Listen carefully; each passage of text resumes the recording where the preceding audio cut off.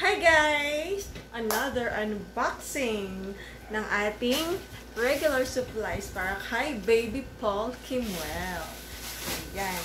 So, ito muna ang una natin bubuksan. Bale, may 3. Hindi, 6 yan.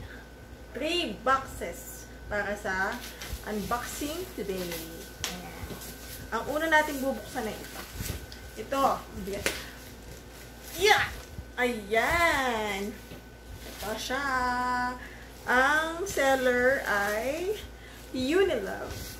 So, medyo may mga idea na kayo dyan kung ano ang aking bubuksan. Tingnan lang natin. Buksan lang natin. Wait lang kayo dyan.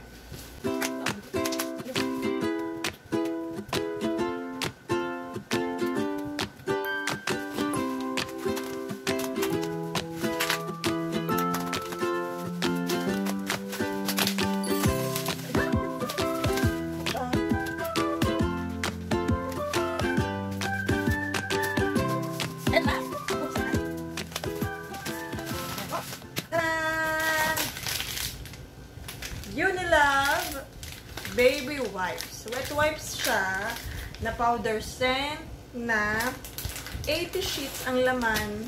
Tapos may free na 20 sheets. So, 100 ang laman niya.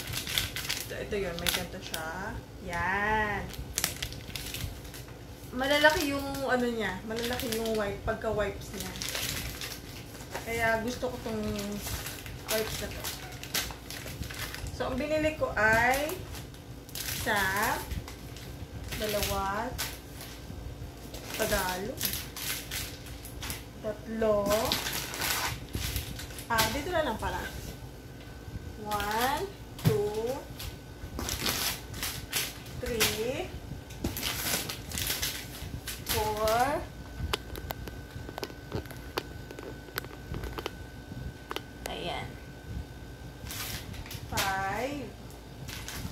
6. Ngayon, tumayo na tayo para mas makita nung maigi yung mga items. Tapos, ito pa yung isang unboxing pa. Ito pa yung isang item na kasama ng Unilove products. Ito ay, bali nakasale siya ng 3. Ito yun. Tcharan! Ito ay yung baby feeding bottle cleanser ni Utoy. Ang binibili ko na lang, guys, ay mga refill packs na lang kasi may bote na ako. May nalagyan na ako ng ganito. Kaya, ito na lang refill para mas makakamura ka talaga. Ang 3 ata ay 230 plus lang. 230 lang. Ganun. So, yan. Ito yung binili ko from Unilove. Tapos, yung isa pa tayo bubuksan. Ano to? Taran! Ito naman ay, ang seller ay, ano? Tiny Buds. Yan. Suki talaga din ako ni Tiny Buds. Lalo na sa mga pambahit, sa mga rashes, sa mga kagat ng lamok, sugat, ganyan. Suki ako ni Baby lang.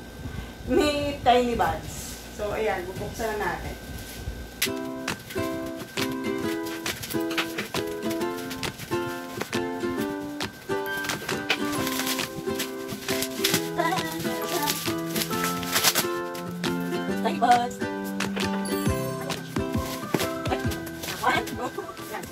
Ito na, ang laman niya, guys, ang mga binili ko today ay ito. Ayan. Dry cotton wipes. Ang binili ko ay 3 kasi naka-promo siya ng parang 200 yata ang 3. 198 ata yung 3. Parang ganun. Kasi ang regular price nito is 99 pesos ang isa. So, pag nagse-sale talaga siya, saka lang ako bumibili. Oo, ganyan talaga tayo mga mommies.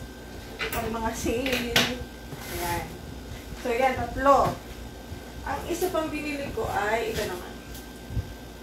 Ayan. Ito yung Tiny Scooper Baby Cotton Buds. Ayan. Ito yung panlinis namin ng tenga ni Utoy. Pang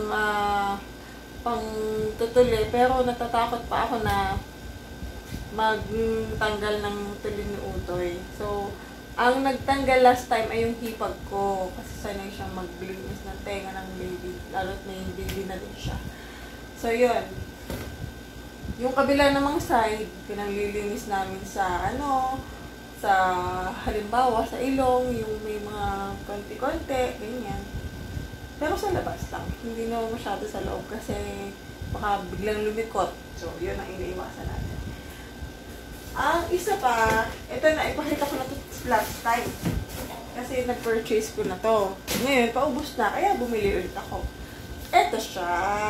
Ito yung Sleepy Time Stick-On. So, hindi ko na siya i-explain kung paano gamitin, para saan.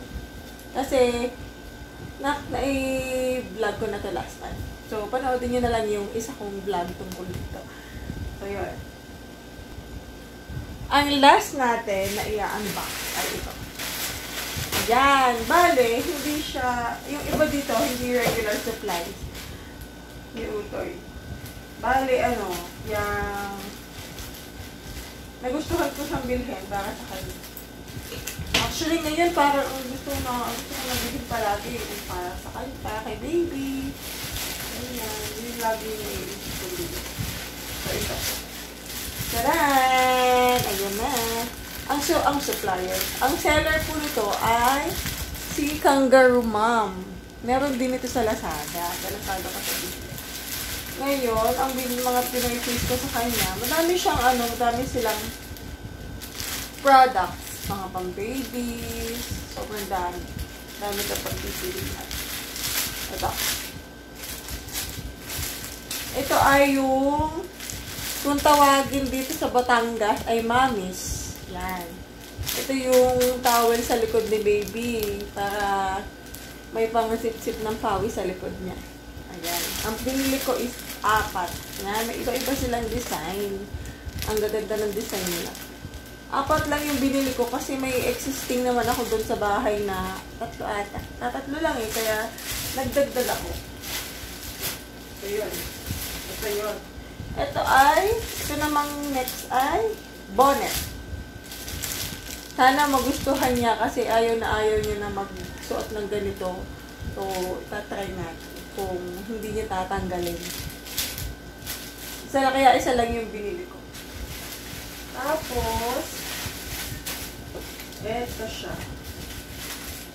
Eto. Nag-try ako nitong stick-ons. Ito ay yung sa lamok. Ayan. Nag-try ako ng ganito kasi yung isa, okay naman yung isa sa Tiny Buds. Pero I'm trying other na stick-ons. Para masubukan lang. Kasi ito, mas mura compare kay Tiny Buds. Yun. So, ito yun. Ang laman pala nito, guys, ay 36. 36 na ganun. Ganun. Bale, ang isang sheet, 6. So, ang laman nito, 6 din. Kaya, 36 yun. Pwedeng yung stick-ons. So, yan. Ito naman yung isa. Yan. Nag-purchase ako ng isang bottle. Ito ay, pinapakita ko muna. Bago ko explain. Yan. Ito yung feeding bottle. Yan. Medyo napalaki yata yung bili ko. Yung nandun kasi sa bahay. 250 ml ata. Ito 330 yung nabili ko. Pero okay lang. Magagamit naman ni Utoy ito. Nakabili ako nito kasi sabi ng biyanan ko, nabutas yung isang chupon niya. So, tamang-tama talaga itong pagbili ko ito. Isa lang ang binili ko. maganda siya. Kahit hindi siya mahal. Hindi siya mahal talaga. Napaka-affordable niya. Kaya binili ko. Tapos, nagustuhan pa ni Utoy. Kaya, hindi ko ipagpalit sa iba yung brand niya. Tapos, ito yung last. Last na, guys. Ito yung buksan natin. Parang hindi na natin kailangan ng ganito.